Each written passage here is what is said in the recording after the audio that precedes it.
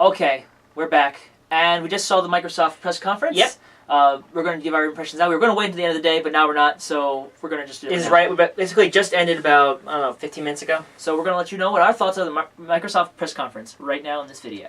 And we got quite a bit to talk about, so we're going to be really quick about it. We have less than a minute for each thing. So Call of Duty Black Ops. it looked like pretty much Call of Duty, darker version, though. The tunnel thing scared me. I was, as soon as that guy came out, I'm like, oh! Yeah, that was pretty good. I do think, though, that it looks a bit samey. But it looks like I like how they're trying to make it darker, trying to make it different. It definitely was more rugged, and it would be interesting to see how they take the exclusivity deal is something that's already been happening. I don't know why they needed to announce that. Really, to be honest. Metal Gear Rising. Sweet. Yeah, that was really good. That was cool. I have to say, I'll be really honest. For me, I'm not a big fan of Metal Gear Solid. But I have to tell you that game was probably on the top of my list of the games. I think that was the top at the conference. Because it showed a lot of ingenuity behind it. I think everything can be cut. Everything can fall apart. You know, maybe he's a good character. Maybe he can actually finally step up. Maybe Ryan can actually be really good. I thought it was really weird that Hideo gave up the position. He came out and said, hey, I'm not working on it. Here's the... Bye! Bye. I'm too busy working with Castlevania or something. I don't know.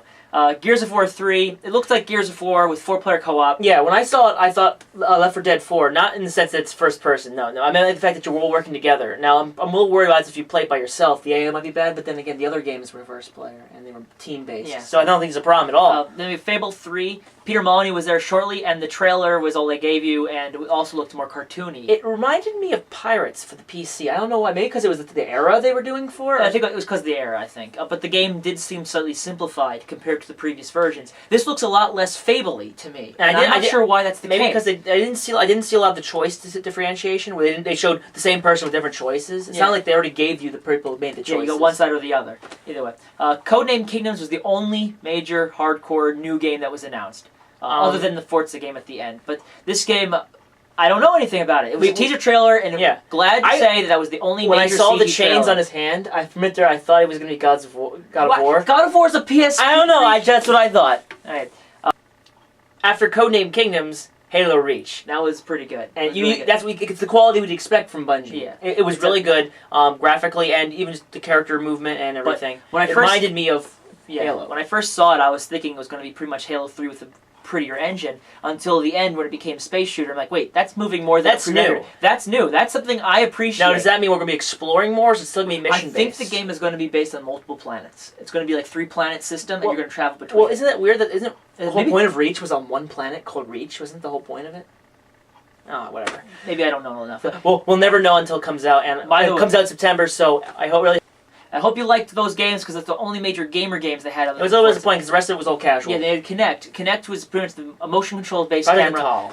And you could grab the OS and you can grab things, voice recognition. I was hoping more of like a flip book, but that didn't happen. Yeah, and so it looks okay. I like the voice recognition. I think it could be better though. I don't know. Something seems off with it. They had chat, which was a cool thing, but you need, like all chat programs, you have to be with your friends at the same time. Big news, ESPN. Yeah, ESPN, bro! Sports! Dude, yo! I don't know. That's not really feeling it. But it was really nice to have it An instant replay on demand and all that jazz. Now for the Xbox. Now for the actual games. Kinectimals. Hey, you played with the kitty. Skittles. I don't know what to think about Kinectimals. It looked nice. They looked super deformed, though. I want to see the interface more, because they really just didn't... There was no interface. I think that's the problem. I think, get your toy. Which one? Oh my gosh. Then we got Joyride, Kinect Joyride. They turned Joyride from a free Xbox Live Arcade game, which you paid money for, microtransactions, to a game where you paid for it and you do this with it. Or actually more like this. And quite frankly, it could be... I think it could have been better. But, I mean, how do you do tricks? You do this? This and this, and then you have Kinect Sports, where it's pretty much what we saw with the Move. Wii Sports and all that other stuff. Pretty much everyone's doing sports also, now. On the video, all the characters looked like they were doing this. It just seemed weak. And it seemed like there was like some kind of problem. Kinect Adventures, I'd have to argue that River. Actually, the River game was good. That looked good. I mean, graphically, it looked great. I'd say that was probably the best mini game that they had there. And the coin game, they looked like they had Parkinson's. Then you have, I can't even read that, Dance Central from Harmonix. That was actually a good game, I'd say. It was definitely good. It's definitely going to cater to the crowd. Then we got Your Shape, Fitness Evolved. It's like Halo. Didn't they do this already for the Wii? I mean, they actually had a camera for it. Yes, they did. In fact, that's exactly So I'm kind of what are they offering differently? And well, you can have very visual feedback. I think we need actual physical feedback, though. Star Wars, no purpose for it being that there. was just not even. That was like a tech demo trailer. It wasn't even a trailer. It was Yeah, like a half-hearted there. throw. And like someone made it on like Simple 3D or something. And then Forza, you could walk around the car. Yeah, I give them. Didn't they do that? Like I do like the back head in the tracking day? thing, but really get the controller and do head tracking. That makes it at least feel tactile. Then it ends with the surprise announcement for Xbox Slim. It was a little bit smaller. It actually this big. it's this smaller, and on top of it, it has Wi-Fi built in. It has That's good. That's 250 gigabyte hard drive, and it's $300. and it's the same price. It's out this week. So Now. if you really wanted a 360 before, good thing you held out because now there's an even better model. I thought it was a little annoying that they kind of bribed everybody. They bribed everybody. It's like, oh, you get an Xbox. You get an Xbox. I don't get an Xbox. We don't get an Xbox. Why we were watching through a stream. And anyways, I'd like to say right now that my favorite game of that event was Metal Gear Rising, and the rest was just downhill from there. I think everything was good up to Halo Reach, and the rest was very casual based. I was really hoping for some really hardcore.